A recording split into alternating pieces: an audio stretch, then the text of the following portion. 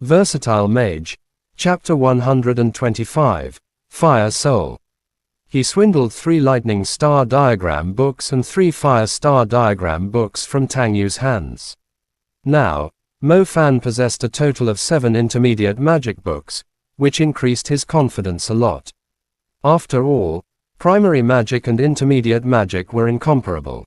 Just remembering the tyrannical power from before, and its incredible ferocity. However, Tang Yu reminded Mo Fan that although the star diagram books were not rare for her, the vast majority of magicians who wanted to continue increasing their strength would definitely not excessively use this kind of auxiliary item. The star diagram books were, after all, an aid. The more he used them, the more difficult it would be for him to control his stars. The stars were supposed to interact with their magicians. Using the star diagram books was equivalent to having someone else take care of the stars, and thus, it would be harder for them to listen to him. Tang Yu recommended that Mo Fan stop using these star diagram books after this time. If there were side effects, then he'd be the one losing out. After all, based on Mo Fan's current cultivation speed, it seemed like he would most likely reach a higher realm. After taking the star diagram books, Mo Fan dressed up like a normal backpacker as he began to tail the poor yet vicious-looking villain. Mo Fan was actually feeling quite confused, as the person looked relatively handsome and elegant, so why would he do such an evil thing? After walking into a desolated field, Mo Fan found the man in the round hat standing in place. Furthermore, it looked like he was inspecting something. This was originally a very large field, and he would occasionally see a few farmers sitting in the shade sighing. Normally, they'd be able to harvest their crops during autumn, but this time, it had dried up for some reason. How could they not feel aggrieved about this? "Uncle, do you remember when this place began to dry up?" The man in the hat asked an old farmer courteously. "Around 10 days ago, just after my godforsaken child decided to go upstream to swim. I told him not to swim over there, and now our crops have ended up absorbing his dirty water. Oh, after they went to the brook, they came back to tell me that the water in the pond had diminished a lot. There wasn't enough to even swim. I reckon the water disappeared like magic from that day on," a farmer in a dirty tank top replied. "Oh, thank you. I'll go and take a look," the man with the hat said. "Youngster, I advise you not to go. I heard that the place's temperature is unusually high. It's like it began to boil." "Don't worry." The man in the hat walked toward the dried riverbed according to the old farmer's directions, heading upstream.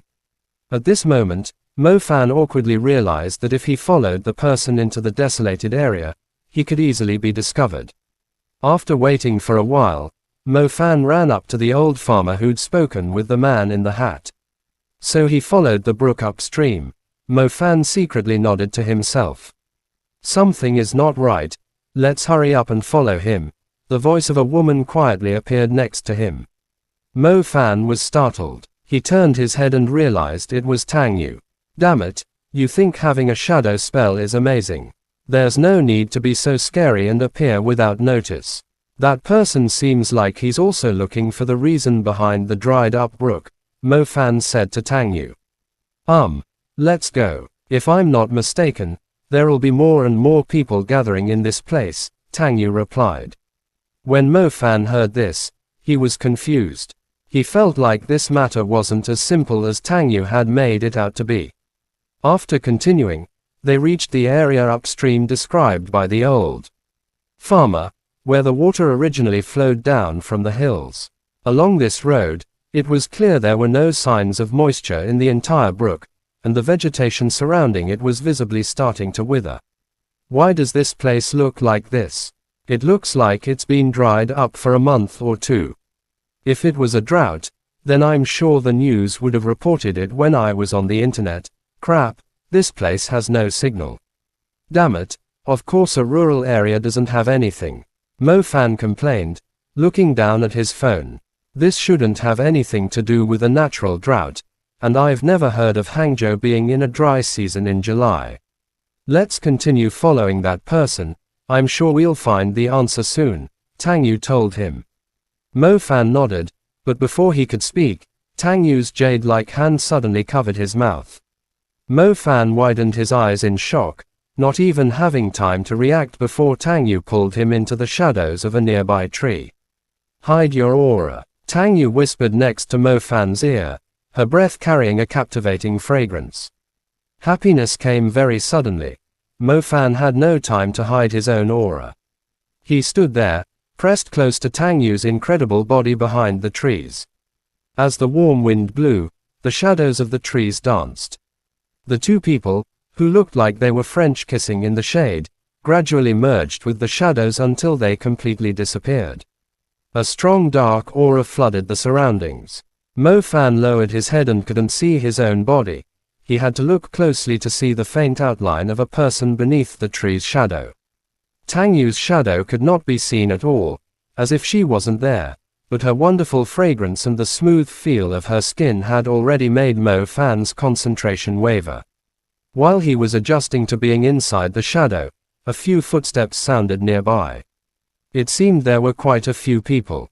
Mo Fan refocused and gazed toward the other side of the dried-up brook.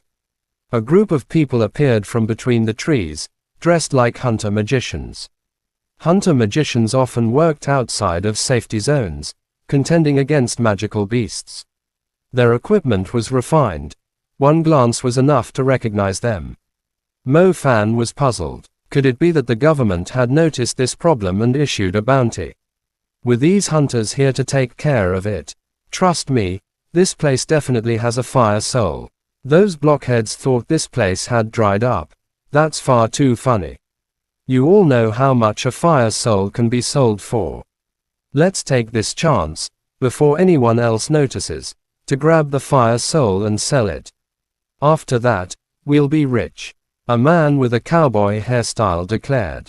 Panshung, you better not mess with us. We had to give up a bounty to come here. If there's nothing here then, humph, a man with a scarred face shot back. In my opinion, there is most likely a fire soul here. If it dried up, then this place wouldn't have shriveled in such a short time. How does this even look like Jiangnan? It's more like a desert in the northwest, a man with spectacles said. Alright, let's do our best to quickly locate the whereabouts of the fire soul. Ha ha ha, this time we'll really become rich. Panshung, we all know you're a fire magician. You better not refine the fire soul. Since the rest of us can't use it, it's better if we sell it and split the profit evenly. Chapter end. Please guys like, comment, share, and subscribe.